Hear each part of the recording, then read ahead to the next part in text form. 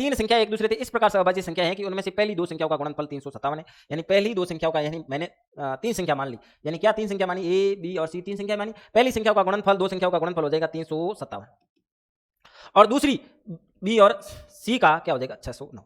अब इसका कैसे पता लगे?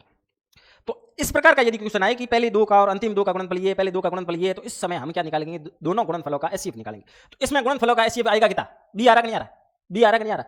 ए गुणा बी और बी गुणा सी में उभयनिष्ठ गुणनखंड क्या है, बी है। इसका मतलब इसका एचसीएफ क्या आ रहा है, बी। इसका मतलब जो हम 609 और 357 का यदि भाग विधि से हम निकाले, भाग विधि से निकालो या किसी भी विधि से निकालो, हमें एचसीएफ निकालना है। एचसीएफ निकालेंगे तो आपके कितना हो जाएगा। अब देखो ये आपके एक बार गया, ये आपके आ गया 300। भाग विधि से आपके किस प्रकार निकालते हैं एचसीएफ, हम देखते हैं। यदि छोटी संख्या का बड़ी संख्या में भाग दिया, कितनी बार गया, एक बार गया, इसमें से घटाएंगे 9 में से 7 गया, पीछे 2, यहाँ हासिल 10, 10 में से 5 गया, पीछे 5, यहाँ 5, 5 में से 3, 252।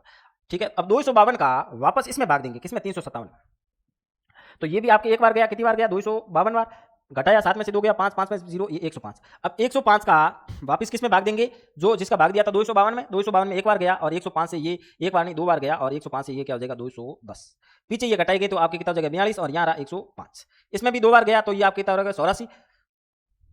इसमें से घटाएंगे तो पीछे आपके रह जाएगा 21 और 42 में 21 का भाग कितनी बार गया, दो बार, और ये आपके आगे जब 0 आ जाए तब जिस संख्या का भाग अंतिम बार में दिया था वो आपके एचसीएफ हो जाता है।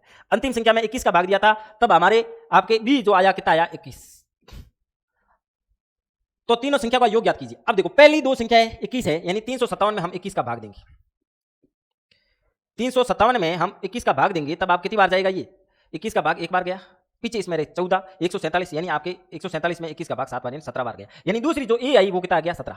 अब दूसरी संख्या कितनी 609, 609 में हम 21 का भाग देंगे तो आपके ये जाएगा 21 2 42, पीछे कितने 18, 199, 199 में 21 का भाग 9 बार, यानी आपकी संख्या 21, 17 और 29 आपके आगे। जब हम तीनों को जोड़ते हैं 9 1 10 और 7 17 67, बस आंसर आ गया। बाकी जोड़ने की जरूरत इतनी नहीं है।